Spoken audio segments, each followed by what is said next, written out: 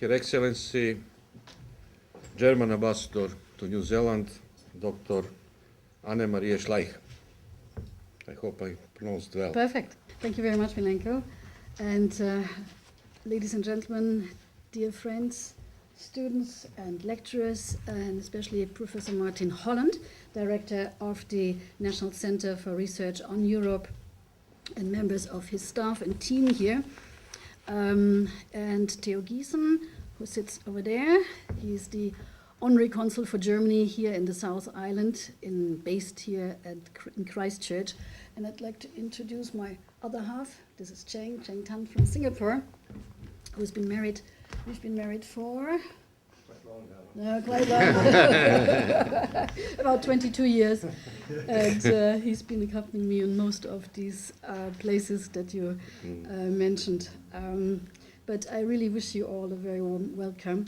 And I'm really delighted to be here today to speak to you. Thank you very much for the invitation. And I'm really especially pleased to see so many students here today. Students that are interested in Europe, in Europe's history, in Europe's languages, and it's wonderful in the European culture, of course.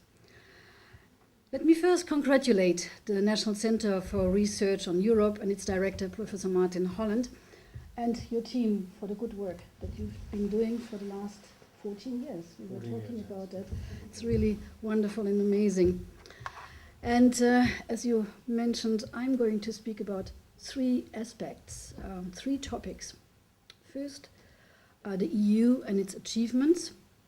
Second, the EU after its recent elections. And I would like to conclude talking a little bit about the bilateral relationships between Germany and New Zealand.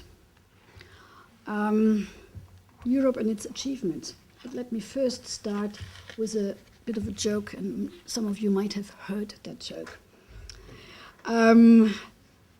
What is heaven? Heaven is where the French are the chefs, the Italians are the lovers, the British are the police, the Germans are the mechanics, car mechanics of course, and the Swiss make everything run on time.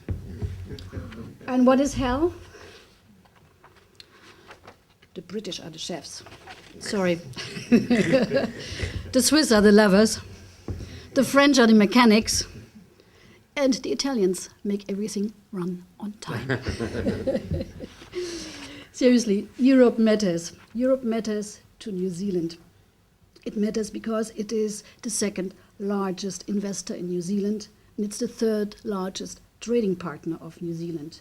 Last year, between Europe, European countries, and New Zealand, about 12.5 billion New Zealand dollars were traded, and that's a lot of money.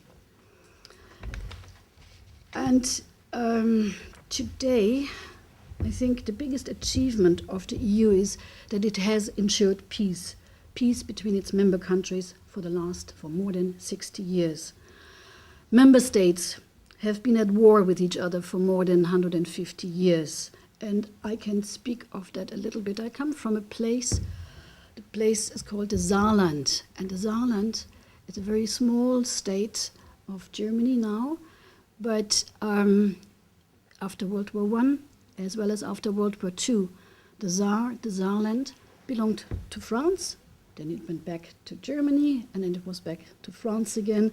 Every time that we had a war between our two countries and in Europe, that little place changed, and the people were very much affected. When I was born, at that time, after World War II, the Saar had was a UN protectorate. And then it was given a chance, then it was back to France again. My grandfather actually started a little savings account book, like every good German grandfather for me, with about 10 old French francs. And that savings account book had to be changed because the French, being the occupying force for the Saarland, changed their currency to Nouvelle franc. And so it changed from $5 to probably 5 francs to 4 franc 50. And then later there was a referendum, and the Saar could vote whether they wanted to belong to France or to Germany. And the vote was so that we went back to Germany. And my savings account book, you guess it, was in Deutschmark then. I think it was then worth about 3 Deutschmark. But seriously, today is the 1st of August, and worldwide we are commemorating the start of World War I and thinking what on earth could have happened if 100 years ago, in those fatal 4 weeks in July, the fatal July crisis, if the world powers then and the people there had changed their minds, if they had changed the course of history. And World War I, if you look at the figures, it's very, very mind-boggling and heartbreaking. Almost 10 million soldiers perished during that highly industrialized and widespread war. 20 million were wounded.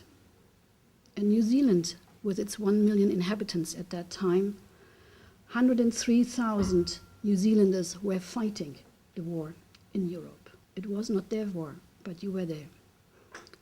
18,000 New Zealanders fell, and 41,000 New Zealanders were wounded.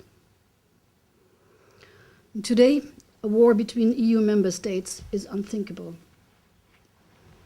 Who would have thought that some decades later, that one day there would be in the EU freedom of movement, freedom of goods, freedom of people, and freedom of capital between 28 member states, or that 18 out of 28 EU member states would have a common currency. The EU has a rather unique structure. It's neither a state nor a loose alliance. As you know, it is an association of sovereign states who have established a supranational body with legislative, executive, and judicial powers. In Germany, we've got a special term for that to describe the EU as a so-called Staatenverbund. Loosely translated, that means a compound of sovereign national states.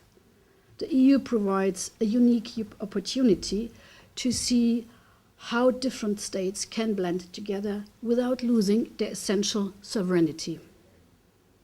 Europe can become a role model for other associations of states.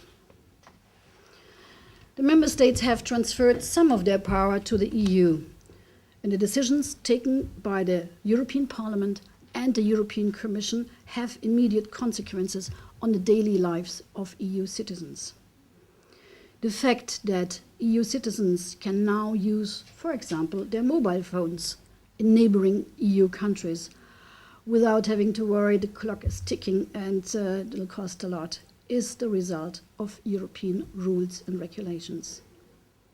The fact that savings accounts of up to 100,000 euros are protected all over Europe is also a result of European legislation. And the fact that we have strong environmental standards is a result of the EU tackling our common environmental problems. Matters that concern EU citizens every day are actively debated in the European Parliament, and they include topics like data protection, very topical at the moment, climate change, climate policy, the treatment of refugees at the European borders coming from Africa and Asia, and measures to promote social cohesion, to name just a few.